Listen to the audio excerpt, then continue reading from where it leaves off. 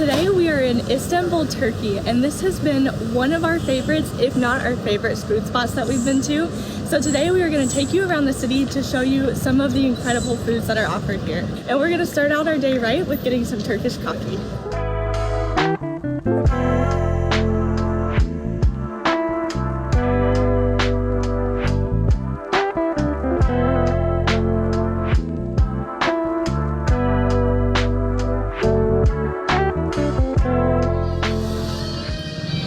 This is actually our second time getting Turkish coffee at this cafe, and both times they've asked us if we wanted sugar in it. And so yesterday we said yes, today we said no, and we did not realize how much of a difference that sugar makes. Right now, without sugar, it tastes fairly similar to most normal coffee that we've had, but with sugar, it completely alters the flavor of the coffee. I kind of want to get another one right now just because I don't remember the flavor enough to describe it, but it's such an interesting flavor. It's definitely worth trying it at least once if you like drinking coffee. At this cafe, I don't know what it's usually served with, but they serve it with these adorable little gingerbread little cookies. And yesterday when we had it with sweetener, we also had a Turkish delight come with it. And we had something similar when we had coffee in Bosnia, but these Turkish delights were so different. It came with more of like a nutty flavor as opposed to a fruity flavor like the ones we had in Bosnia. And it's just such a great start to the day. So the coffee culture here is just so incredible, it's so unique, and we love it so much. In order to not get completely over-caffeinated, I don't think we're gonna get another one right now, but if you come to Istanbul, definitely try one of the coffees with sugar because it's so unique. Now we're heading just a couple doors down from the cafe to get one of our favorite dishes that we have had.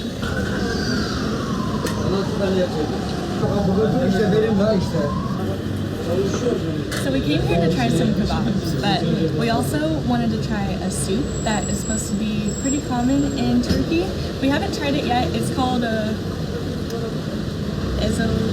did you hear how we said it? Ezogelin. It's supposed to be made of bulgur and red lentils. And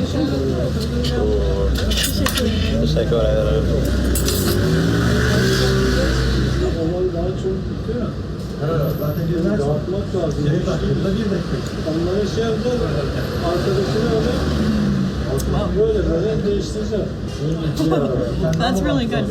It tastes kind of just like a bean stew, but then after a second, the spices hit, and it has a little bit of spice to it, nothing too bad, but that flavor is so good.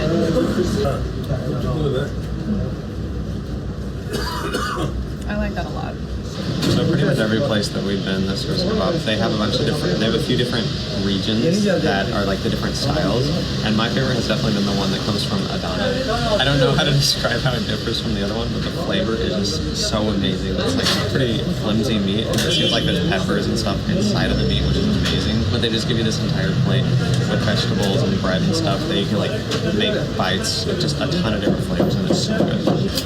The meat is just so perfect. This can definitely be a really heavy meal, and so it's really nice that it comes with this super refreshing side. It's pretty much just tomatoes and lettuce and some like pomegranate vinaigrette sauce that they put on it. It's just so perfect and super light and just the perfect complement to the really heavy meat. I don't know if there's a proper way to combine all of this, but there definitely doesn't seem to be a wrong way. It's all so amazing. So good.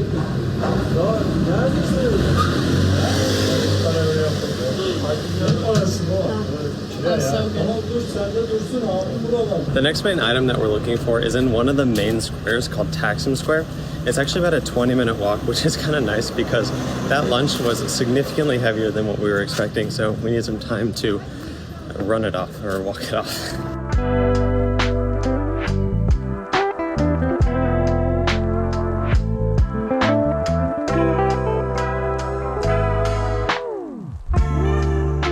We've made it to Taksim Square, and we were actually here last night during the celebration of the 100th anniversary of the Republic of Turkey, and they actually still have a ton of the decorations around here. But we posted a video about that a couple weeks ago, and now we are here to try the famous Islak burger. This burger is something that I started being really excited for. It's nicknamed the Wet Burger, which sounds kind of gross. It's named... I don't think it's nicknamed that. I think that is literally the translation of the name. Yeah. Is Wet Burger. it's called the wet burger because it's steamed, and so one of the things that people mention when getting it is to go to a place that's busy so that there's a lot of turnover so it doesn't get too soggy while it's steaming. And I mentioned I was pretty excited for it, but the more I've thought about it and the more I've thought about eating it, it's gotten a lot less appetizing, so hopefully it's good. We've heard it's really good, but we'll see.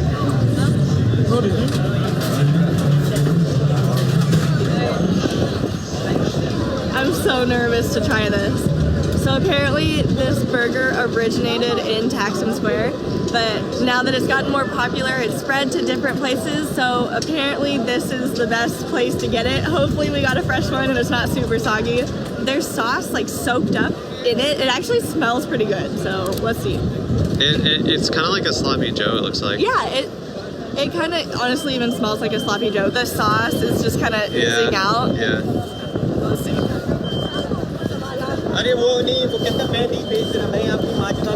That's actually pretty good. It's not like, if you're looking for something very high quality, this is not it. But honestly, it's not that different from like a fast food hamburger. The sogginess is not gross. The bread is very soft, but not soggy. Some of the things that we were reading about these said it's a very good like late night after drinking kind of food, and that's the perfect way to describe it. It's not bad. You want to try it?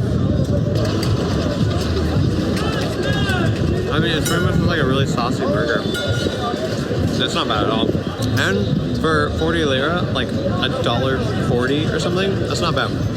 You just get a few of these and be good. Pretty much every time we go around a city like this, we really suck at hitting spots in an efficient and effective way.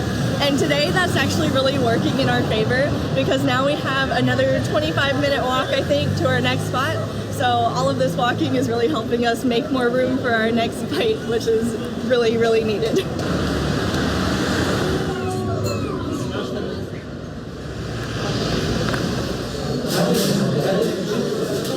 This place is so different than what we were expecting. We came in and there were just hundreds of people in here, and there's just a massive display case with probably hundreds of different types of baklava. Maybe not that much, but it feels like a ton.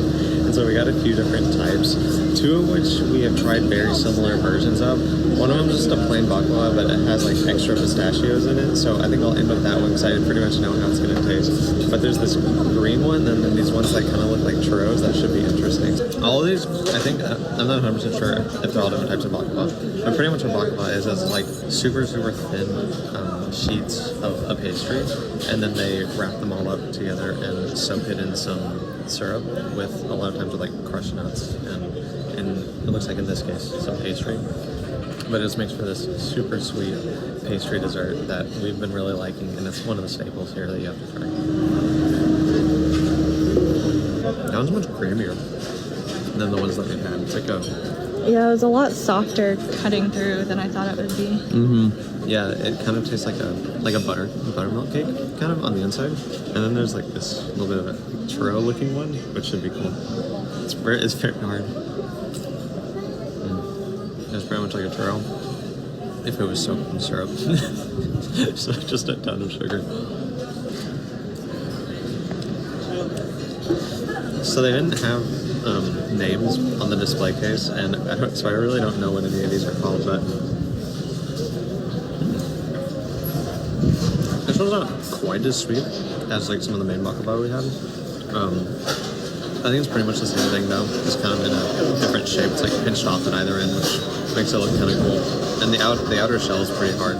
Pretty much my absolute favorite is always just the plain one. And this one is pretty plain. It has like extra pistachios in it. It has like just a ton of tiny layers of that pastry. So it's just like a very sweet and nutty dessert if you're into that. We also got some of their famous Turkish tea, which is nice and unsweetened, and it'll just be nice to balance out the sweetness. So for the last thing that we're trying today, we got a couple of what we think are Turkish delights. They're definitely the most fancy ones that we've had so far. We got one that, these also didn't have labels, so we don't technically know what they are or what they're called or what's in them.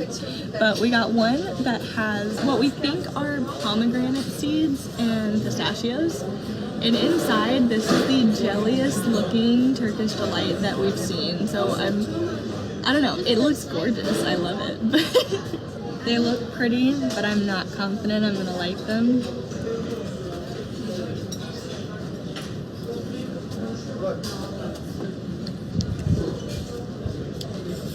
All of those flavors work really well together. I don't know if these are pomegranate seeds. Maybe they're cranberry. Oh, they may be cranberries. The jelly part is really sweet, but then whatever fruits are around the outside give a really nice tartness to it. And then the pistachios in the middle are probably my least favorite part. I'm not really big, despite my love for baklava, I'm not really big on nuts with dessert. But altogether, it just works so well. And seriously, I had one stuck in my teeth. The fruit is so tart that I think that's my favorite part, is the tartness that it brings, because it really takes away from some of the sweetness. It's really good. I like that one a lot. First one was a success. This one, does it have like lavender on it? It looks like it. I just thought it looked interesting, so I got it. It smells like flowers. This is the one I'm really not sure that I'm gonna like. So it has some kind of flower on it. I'm gonna guess lavender, and then pistachios is all I can see.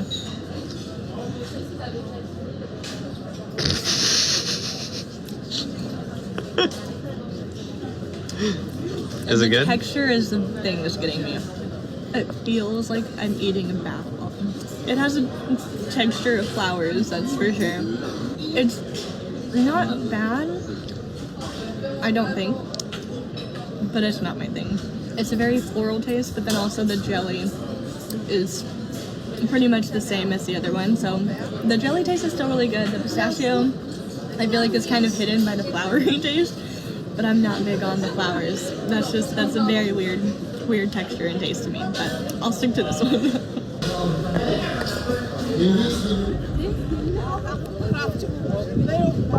This is definitely not an exhaustive tour of Istanbul's food. There's seriously so much more you could get, but hopefully this was a good intro, and these are definitely some of our favorite things and some interesting things that we've had here. So hopefully you enjoyed it, and we'll see you in the next video.